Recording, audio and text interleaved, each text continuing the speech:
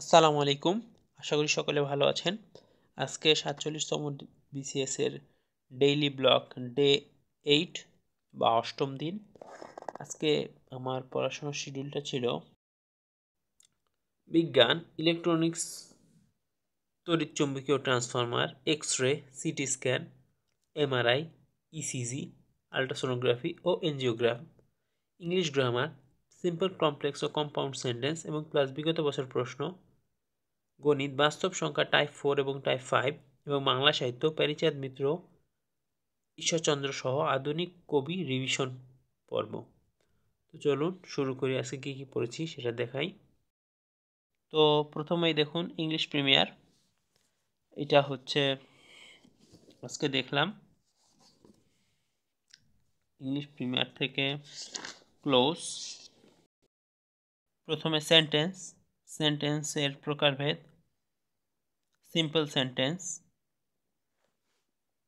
এরপর কিছু উদাহরণ। দেখুন এটা কিন্তু 46 বিসিএসের প্রশ্নটা চলে এসেছিল। I saw an old walking past me, 46 বিসিএসের ছিল, স্টার মার্ক করা। এরপর অ্যাসার্টিভ সেন্টেন্স, যেটা এখানে বলতেছে ডিক্লারেটিভ সেন্টেন্স, বা এটাকে আমরা যেটা বলি অ্যাসার্টিভ সেন্টেন্স। এরপর ইন্ট্রোগেটিভ সেন্টেন্স, পরে সেন্টেন্স ইম্পারেটিভ সেন্টেন্স,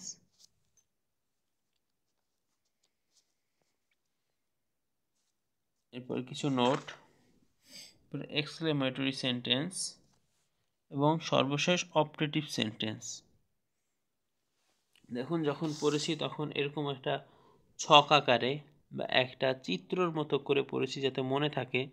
দেখুন প্রথমে সেন্টেন্সের দুই ভাগ, সিম্পল এবং মাল্টিপল, এরপর ডিক্লারেটিভ বা অ্যাসার্টিভ, ইন্ট্রোগেটিভ, ইম্পারেটিভ, এক্সক্লেমেটরি। আর এদিকে কমপ্লেক্স কম্পাউন্ড দুই প্রকার, এরপর সিম্পলের ভাগ, সিম্পলের উদাহরণ, দেখুন কম্পাউন্ড সেন্টেন্স। এই বইটা একটু মানে অ্যাডভান্স লেভেলের, প্রথম পড়তে অনেক সমস্যা হতে পারে, আমার হয়েছিল আর কি, বাকিদের জানি না। তবে আমরা তো আসলে জন্মগতভাবে ইংরেজ না, তো ইংরেজিতে তো আমাদের একটু দুর্বলতা থেকেই যায়। বারবার প্র্যাকটিসের মাধ্যমে সেই দুর্বলতা কাটানোর চেষ্টা করা উচিত।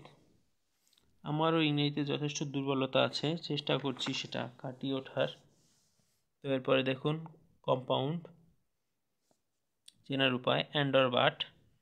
কম্পাউন্ড সেন্টেন্স মূলত অ্যান্ড অর বাট দিয়ে চেনা যায়। এরপরে দেখুন কম্পাউন্ড কমপ্লেক্স সেন্টেন্স, দুইটা যুক্ত করে একটা সেন্টেন্স তৈরি করছে।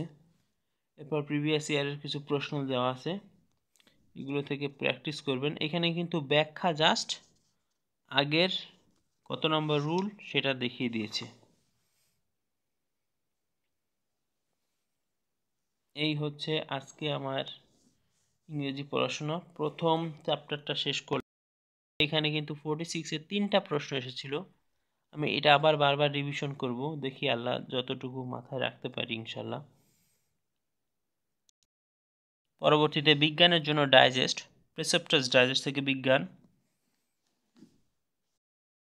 মূলত আজকে যে পড়ার চ্যাপ্টারটা ছিল ইলেকট্রনিক্স, তড়িৎচুম্বকীয় transformer, X-ray, CT scan, MRI, ECG, ultrasonography এবং এনজিওগ্রামি।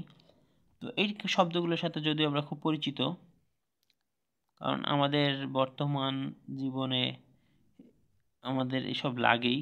একটু অসুস্থ হলেই, একটু হাড় ভেঙে গেলেই বা একটু প্রবলেমে পড়লেই সিটি স্ক্যান করো অথবা এক্স-রে করো। যাই হোক, প্রথমে এক্স-রে পড়লাম।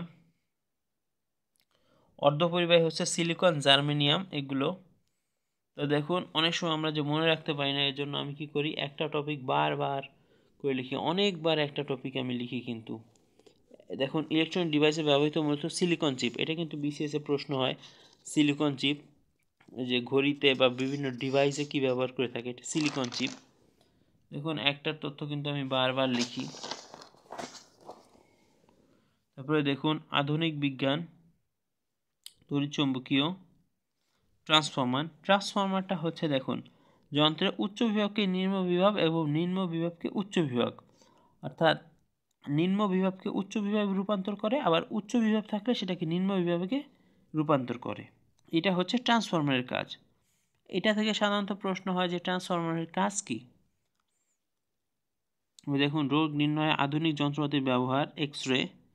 1895 সালে উইলিয়াম রন্টজেন আবিষ্কার করেন। দেখুন এক্স রের তরঙ্গ দৈর্ঘ্যটা কিন্তু একটু জটিল, 10⁻⁻11 মিটার থেকে 10⁻⁻8 মিটার।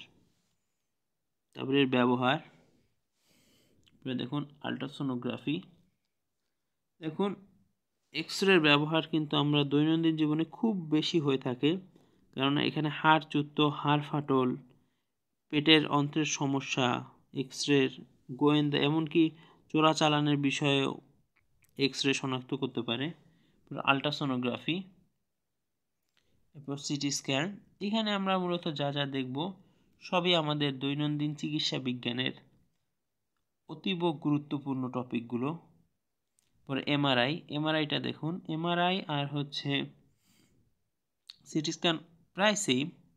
সিটি স্ক্যান মূলত শিরা, ধমনী, ফুসফুস এগুলো নিয়ে, আর এমআরআই হচ্ছে আমাদের মস্তিষ্ক নিয়ে আর কি। পরে ইসিজি, হৃদস্পন্দন, বুকের ধড়ফড়ানি এগুলো। এরপরে এন্ডোস্কোপি,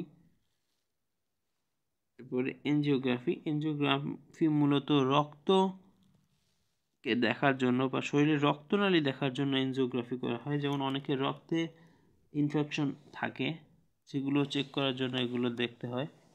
তো দেখুন পড়ার সময় একটু বারবার লিখে লিখে পড়েছিলাম, খসড়া করেই পড়েন, কোনো সমস্যা নেই, কিন্তু মূল বিষয়টা হচ্ছে আপনি বিষয়টা বোঝেন এবং সেটা মনে রাখেন, এই দুইটাই হচ্ছে গুরুত্বপূর্ণ। দেখুন এক্স-রের কাজগুলো: হাড় ভাঙা, হাড় ফাটল, অন্ত্রের প্রতিবন্ধকতা, দাঁতের ক্যাভিটি, পিত্তথলি ও কিডনি পাথর, ক্যান্সার কোষ ধ্বংস এবং পুলিশের চোরাচালানের প্রতিরোধ। এই হচ্ছে আজকের বিজ্ঞানের পড়াশুনো। এই দুইটা পেজ থেকে আসলে ডাইজেস্টে 2 পেজ কিন্তু অনেক টপিক, এখানে অনেকগুলো টপিক। দেখুন এইখানে আমি যতগুলাই সবুজ কালি দিয়েছি সবগুলো কিন্তু টপিক। দেখুন এইখানেই অলরেডি প্রায় 5-6টা টপিক। তো এই হচ্ছে আজকে বিজ্ঞান পড়াশোনা ডাইজেস্ট থেকে। দেখুন বাংলা জর্জ বাংলা ভাষা ও সাহিত্য। দেখুন আমরা কিন্তু অনেকে অগ্রদূত বা বিভিন্ন বই, যেটা ইচ্ছা আপনি অবশ্যই দেখতে পারেন, কিন্তু আমার কাছে ব্যক্তিগতভাবে অল্প পড়ে মোটামুটি ভালো একটা তথ্য গেইন করার জন্য জর্জ বাংলা ভাষা ও সাহিত্যকে বেস্ট বই মনে হয়েছে। তো দেখুন আজকে জর্জে কি পড়লাম। আজকে মূলত বাংলা সাহিত্যের দিকপাল রিভিশন ছিল রাজা রামমোহন রায়, প্যারীচাঁদ মিত্র। দেখুন প্যারীচাঁদ মিত্রের উপন্যাস আলালের ঘরে দুলাল, আসলে আমি অনেকবার পড়েছি তো এর জন্য এই অবস্থা। দেখুন আমার রিভিশন করতে যাতে সুবিধা হয়, দেখুন আমার এখানে কত দ্রুত আমি রিভিশন করতে পারি। উপন্যাস আলালের ঘরে দুলাল 1858, প্রথম উপন্যাস, বাংলা সাহিত্যের প্রথম উপন্যাস।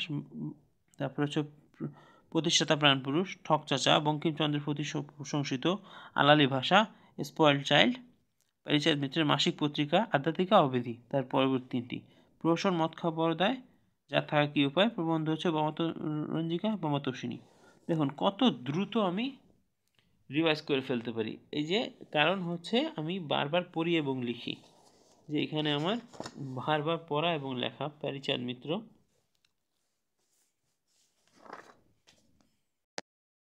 বিগত বছরের কিছু প্রশ্ন,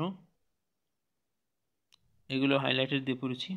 এরপর ঈশ্বরচন্দ্র বিদ্যাসাগর। দেখুন ঈশ্বরচন্দ্র বিদ্যাসাগর কিন্তু প্রকৃত নাম হচ্ছে ঈশ্বরচন্দ্র শর্মা, তিনি কিন্তু শর্মা নামে স্বাক্ষর করতেন। তাদের পারিবারিক নাম হচ্ছে বন্দ্যোপাধ্যায়, কিন্তু এখানে অনেকে কনফিউশন হয় যে তার কোনটা বন্দ্যোপাধ্যায় কোনটা শর্মা। মূলত তিনি স্বাক্ষর করেন শর্মা নামে, তবে তার পারিবারিক নাম হচ্ছে বিদ্যাসাগর বন্দ্যোপাধ্যায়।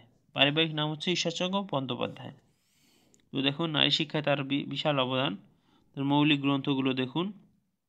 ও হ্যাঁ, এখানে একটা বিষয়, মৌলিক গ্রন্থগুলো এভাবে মনে রাখুন সিরিয়াল অনুযায়ী। আমি যে নাম্বারটা দিয়েছি 1, 2, 3, 4, 5, 6, 7, ছোট থেকে বড়। অতি অল্প হইল, আবার অতি অল্প হইল ব্রজবিলাস। দেখুন অতি অল্প হইল, আবার অতি অল্প হইল ব্রজবিলাস।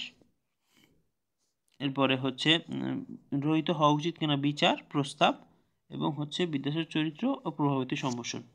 এবার মনে রাখুন অনুবাদক গ্রন্থ, এ হচ্ছে বিদ্যাসাগরের শেষ। দেখুন কয়েকবার একটা টপিক বারবার লিখলে মাথায় অটোমেটিক সেট হয়ে যায়, গেঁথে যায়।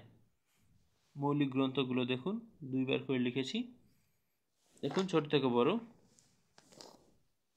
এ হচ্ছে তারপর অনুদ্য গ্রন্থ। বিগত বছর প্রশ্ন আছে। মাইকেল মধুসূদন দত্ত, আমি এভাবে মনে রাখি মাইকেল মধুসূদন দত্ত 24-25 অর্থাৎ 1824 25শে জানুয়ারি খ্রিস্ট জন্ম নেন। তিনি দত্তগুলো কবি। তিনি হচ্ছে বাংলা সাহিত্যে সর্বপ্রথম সর্বশ্রেষ্ঠ মহাকাব্য রচনা করেন মেঘনাদ বধ 1861। এইখানে কিন্তু মেঘনাদ বধের সালটাও গুরুত্বপূর্ণ, 1861। তুলনামূলক বড়, একটু পড়বেন। তার নাটকগুলো শর্মিষ্ঠা, পদ্মাবতী, কৃষ্ণকুমারী, মায়াকানন। দেখুন তিনি কিন্তু বাংলা সাহিত্যে প্রথম সার্থক নাটক লিখেছেন, সার্থক কমেডি লিখেছেন, আবার সার্থক ট্র্যাজেডি লিখেছেন। দেখুন কৃষ্ণকুমারী হচ্ছে সার্থক ট্র্যাজেডি, পদ্মাবতী কমেডি এবং শর্মিষ্ঠা নাটক।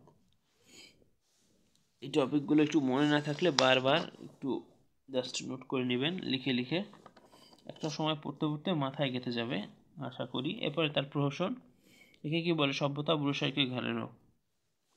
বিগত বছর কিছু প্রশ্ন। দীনবন্ধু মিত্র বিখ্যাত হচ্ছে তিনি নীল দর্পণের জন্য 1860 সালে। এটা হচ্ছে নীলকণ্ঠের অত্যাচার। চিত্রগুলো মনে রাখুন গোলক বসু, নবীন মাধব, রায়চরণ তোরক। আরও কিছু উপন্যাস নবীন তপস্বিনী, লীলাবতী, কমলে কামিনী। এরপর বিগত বছর কিছু প্রশ্ন সন্দীপন চট্টোপাধ্যায়। এই পর্যন্ত আজকে পড়েছি। যখন পড়েছি বারবার একই টপিক বারবার করে লিখেছি। ম্যাথ করেছি ককটেল থেকে। টাইপ 4 হচ্ছে মধ্যম সংখ্যা নির্ণয়। কোনো সমস্যা হলে এখানে স্ক্যান করে দেখে নেওয়া যায়। দেখুন 30তম বিসিএস, এখানে জাস্ট বিগত বছর প্রশ্ন বেস করেই স্যার হচ্ছে আশরাফুল স্যার এই বইটা বানিয়েছে। এই তো আজকে টাইপ 4 এবং 5 এই হচ্ছে আজকে আমার সারাদিনের পড়াশোনা। ধন্যবাদ। ভালো লাগলে চ্যানেলটি সাবস্ক্রাইব করুন। আসসালামু আলাইকুম।